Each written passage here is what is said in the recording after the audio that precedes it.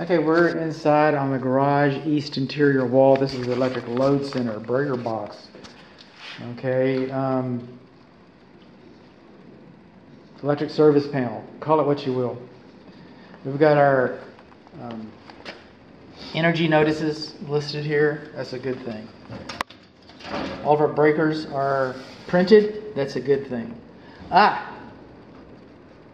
And this has been serviced right here. This little sticker right here. I said orange, right? Mm-hmm. Okay, but anyway, this little sticker right here tells me that this cabinet has been, an electrician has come in and he's tightened and torqued all these things to meet factory recommendations.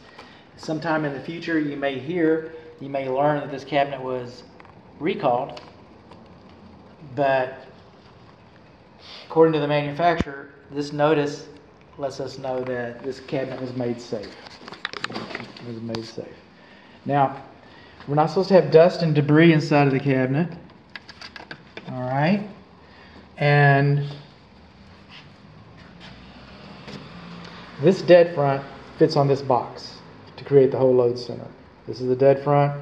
This is electric service. This is the cabinet. This is the electric load center with the service panel. And this is all. Okay? Now, according to the manufacturer, according to code, you're not supposed to have more than a 1/16 of an inch difference between the edge of this cabinet and the dead front. Otherwise, if something melts down in here, you've already got a bad day. I get that. There's nothing to keep the fire from crawling out. Oh, bud, that's new construction. Cut us a break, man. We're building houses here. All I know is that the 16-year-old kid that put the stereo in the dash of that car, it looks like it came from the factory. And I know in my heart that that 16-year-old kid had a lot more on his mind about what was going to go on over the weekend than a 35-year-old electrician or a 25-year-old drywall installer. I know these men could have done that differently. I just know it in my heart. All right? So this is the way we test GFCIs and AFCIs, by manually do them inside the cabinet. And I've done them all, and they're fine. Okay.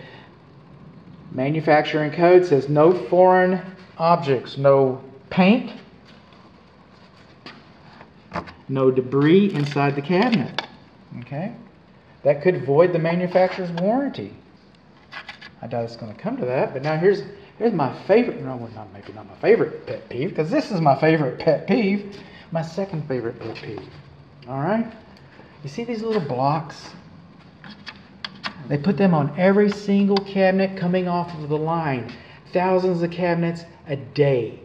Every day of the year, year after year. How much plastic did they spend to put these? You know what those are for? Those are for direction. You see these cables?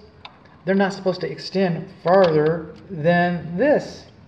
See these guys coming out? And he's coming out even more than an 1/8 inch. That's rubbing against your dead front service panel. If that melts down and energizes it, the reason why this is here is to keep the wires away from you.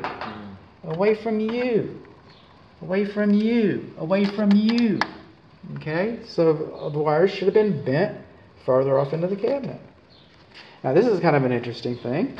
But we're installing surge protectors now, and that's a good thing. See there? But this guy's floating. He's just hanging. Alright? He's not installed to the cabinet. He's just flying free like a flag. It's not supposed to happen like that. He's supposed to be, you'd think he was attached, because that's supposed to be the bottom of him right there, and that nut is supposed to be holding him up here. But he's not being held up there. He's just dangling around like a common thief.